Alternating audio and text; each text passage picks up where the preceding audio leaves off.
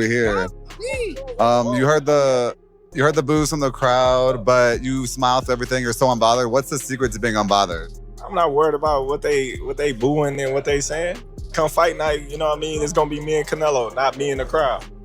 Now, Canelo is the bigger guy, right? But he ain't the bigger guy. When a fighter dares to leap 2 full weight classes to face someone like Canelo Alvarez, most expect nerves, caution, and talk of survival. But when Terence Crawford's trainer, Brian BoMac McIntyre, was asked about the undisputed super middleweight champion, he delivered a statement that stunned the boxing world. Staring straight into the camera, he declared, "He ain't the bigger guy." The comment left fans and analysts in disbelief. How could this possibly be true? What does BoMac see in Canelo that the rest of the world doesn't? The answer, he claims, explains why Team Crawford believes not only will their man win, he'll dominate. First off, how excited are you about it? And break the fight down for us. Well, I ain't gonna break the fight down for you because I don't want to get a game plan away. But I'm excited for Terence more than anything to get the fight that he wants, to show the world that he's great. He's great, one of the greats, laced up the gloves. And so it's my job as a trainer. It's a job of Saul, job of Red, whoever else is coming in camp with us, Bernie, to lead him to that win. A lot of people make a lot about the 21-pound difference, the 14-pound difference, however you want to look at it. And they're saying that they think that it's just going to be too much, a bridge too far for Terence Crawford, that the size and the strength of Canelo Alvarez will carry the day, ultimately wearing the perceivably smaller Terence Crawford down. What do you say about that? I tell you like this. The man must have seen something when he called to Canelo out, because you got to remember, Bud called Canelo out. So he must see something in order for him to get that win. And he know he can win. So like I said before, it's our job to get him to that point. I talked to Jose Benavidez Jr. about the fight between Terence and Canelo Alvarez. A glowing report from Jose Benavidez Jr. about Terence Crawford, saying that Canelo Alvarez better not sleep on Terence Crawford because he is an effing beast. Well, you know, he been in there with Bud, so he understand, you know, what Bud could bring to what brings to the table. So he just giving that warning out to this, not only Canelo. He giving the warning out to all the bettors out there that's going to bet against Bud. You know, fuck up and lose your money. For years, the narrative around Canelo Alvarez has been simple. He's the powerhouse who conquers larger men. From dismantling world champions to knocking out seasoned light heavyweights, Canelo has proven size never limits his destruction. So when BoMac dismissed the size advantage, many thought he'd lost touch with reality. But this wasn't bluster. It was strategy. BoMac argued that Crawford has spent most of his career cutting down unnaturally to make lower divisions.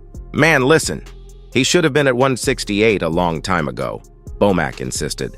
In his eyes, fans won't be watching a welterweight stepping up. They'll finally be witnessing a natural super middleweight unleashing his true power. Are you aware, I assume you are, but let me ask, of the old adage in boxing, the great big man beats the good big man beats the good little man? But that's what they say, but it's not always the case. And you know, when you look at all the great little men that moved up in weight, they beat the great big man. You know, a lot of people, they running with that narrative. Who came up with that? Well, they just noticed through the years, man, for 100 years, you're right, there have been examples. I'm saying, who came up with that? I don't know if there was a... See, don't nobody know. Name the person. Don't nobody know who came up with that, and everybody just running with it because they don't know what they talking about.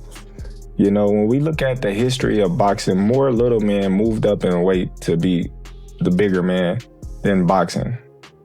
More little man, when you talk about Floyd Mayweather, when you talk about De La Hoya, when you talk about Pacquiao, when you talk about Sugar Ray Leonard, when you talk about Roberto Duran, when you talk about Canelo Alvarez, when you talk about Terence Crawford, when you talk about Shakur Stevenson, I can name fighters for days that was smaller, that moved up in weight consistently and was successful. Still, even if Crawford is fighting at his natural weight, what about Canelo's legendary power? The same power that has flattened elite opponents in highlight reel fashion. When pressed on this concern, BoMac didn't flinch. "I don't give a damn about that power," he said bluntly. To him, Canelo's punches won't dictate the fight. Their game plan, he insists, neutralizes it entirely. And here's the twist. That plan doesn't rely on trading punches with the Mexican superstar. Instead, it's built on a different weapon, one that could dismantle Canelo at the core of his style. That's what Mac, the power coming from Canelo, everyone is questioning whether or not Terence has the chin to stand up to it just because he's never fought at this weight before. Do you expect Canelo to be the biggest punch that Crawford has taken? And is there a way to train for that? Well, I'll tell you what, we ain't been in there with him, so we don't know. So when the power do comes, if it ever do come, we'll deal with it when it comes. Is there certain defenses that you're working on specific for Canelo to neutralize that kind of power? Yeah, hit and not get hit. I think the IQ is what's going to be the factor in the fight. The IQ, even if it's counter punches, if it's the lead, if it's footwork or whatever, if it's pressing, it's going to be the IQ. You know, can he press effectively? Can he counter punch effectively? You know what I'm saying? You can do all that and not be effective. So that's where IQ comes in. So what is this hidden weapon? When a reporter pushed BoMac on how Crawford would deal with a stronger opponent carrying knockout power, the trainer offered a single word: timing. This fight, he believes, won't be about who's bigger or who hits harder. It will be a masterclass in boxing IQ. BoMac argues that Crawford's vast amateur pedigree has gifted him with a ring intelligence superior to Canelo's. He frames the bout as a chess match where Crawford's precision, patience, and ability to strike without being struck will render Canelo's power meaningless. Their plan is simple but dangerous: outthink, outmaneuver, and outtime the champion, turning his greatest strength into his greatest liability. Tell you what we're looking at. We're looking at who got the best IQ. Oh. The mental warfare doesn't stop there. BoMac has repeatedly highlighted what he sees as Canelo's hidden weakness: his stamina. He boldly predicted that by rounds 6 or 7, Canelo would begin to fade, creating the perfect window for Crawford to take over and finish the fight. The statement has sparked fierce debate among analysts, with some rushing to defend Canelo's conditioning. Still, the seed of doubt has been planted, and in a fight of this magnitude, psychology matters just as much as punches. Shit, I don't give a fuck about that power. Well, how you beat power? Speed. You said what? Speed. And what else? IQ. Timing. That's why you're the coach and I'm not. I mean, you make some good, you got some good answers, but